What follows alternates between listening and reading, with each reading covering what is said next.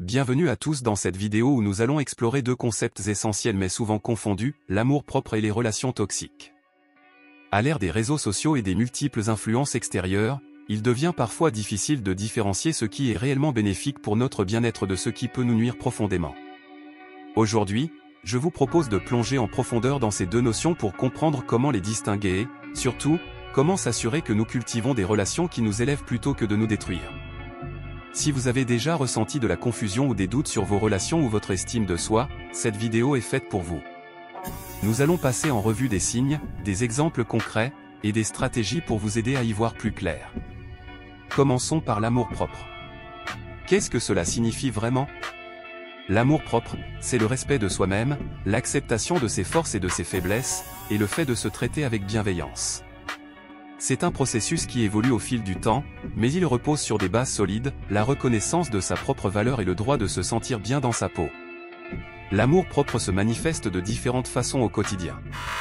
Par exemple, vous prenez soin de votre santé physique et mentale, vous posez des limites claires dans vos relations, et vous ne vous laissez pas submerger par la culpabilité ou la honte. Lorsque vous avez un amour-propre sain, vous êtes capable de vous pardonner, d'apprendre de vos erreurs, et de vous éloigner des situations qui ne vous servent plus. Mais pourquoi est-ce si important ? Tout simplement parce que l'amour-propre influence directement la manière dont vous interagissez avec le monde. Une personne avec une bonne estime d'elle-même attire des relations plus équilibrées, et plus résilientes face aux défis, et est moins susceptible de se laisser piéger dans des relations destructrices. Passons maintenant à la question des relations toxiques. Qu'est-ce qu'une relation toxique exactement ? Une relation toxique est celle où les interactions avec une autre personne vous épuisent, vous blessent, et vous font plus de mal que de bien. Ces relations sont souvent marquées par des comportements destructeurs comme la manipulation, le contrôle, l'abus émotionnel ou physique, et le manque de respect mutuel. Les conséquences d'une relation toxique peuvent être dévastatrices. Elles peuvent affecter votre santé mentale en provoquant du stress, de l'anxiété, de la dépression, et même des troubles physiques comme l'insomnie ou des problèmes digestifs. À long terme, rester dans une telle relation peut aussi éroder votre confiance en vous et votre amour-propre. Il est crucial de reconnaître les signes avant-coureurs d'une relation toxique. Par exemple, si vous vous sentez constamment sur la défensive, si vous êtes isolé de vos proches, ou si vous ressentez un profond malaise après chaque interaction avec cette personne, il est temps de réévaluer la relation. Maintenant que nous avons défini ce qu'est l'amour-propre et ce qu'est une relation toxique, comment faire la distinction entre les deux ? Il est facile de confondre certaines manifestations de l'amour-propre avec des comportements toxiques, surtout dans une relation déséquilibrée.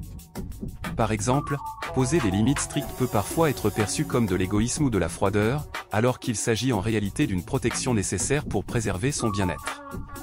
Cependant, il faut être vigilant. Parfois, une personne peut justifier un comportement manipulateur ou contrôlant en disant qu'elle s'aime trop pour tolérer cela. C'est là que la confusion entre amour-propre et toxicité peut se produire.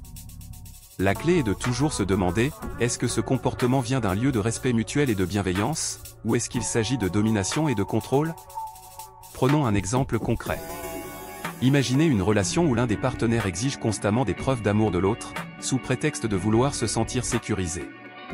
Cet excès de contrôle, déguisé en besoin de réassurance, est en réalité une forme de manipulation. À l'inverse, une personne avec un amour-propre sain va exprimer ses besoins émotionnels tout en respectant les limites et les besoins de l'autre.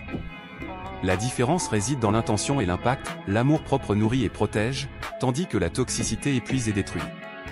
Pour conclure, il est essentiel de cultiver l'amour-propre pour non seulement améliorer votre bien-être personnel, mais aussi pour attirer et maintenir des relations saines.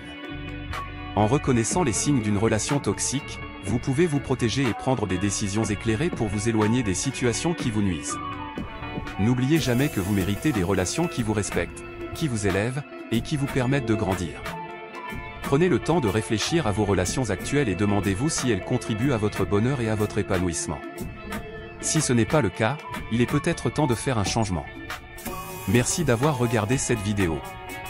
N'hésitez pas à partager vos expériences ou à poser vos questions dans les commentaires. Prenez soin de vous et n'oubliez jamais, l'amour-propre est la clé d'une vie équilibrée et épanouie.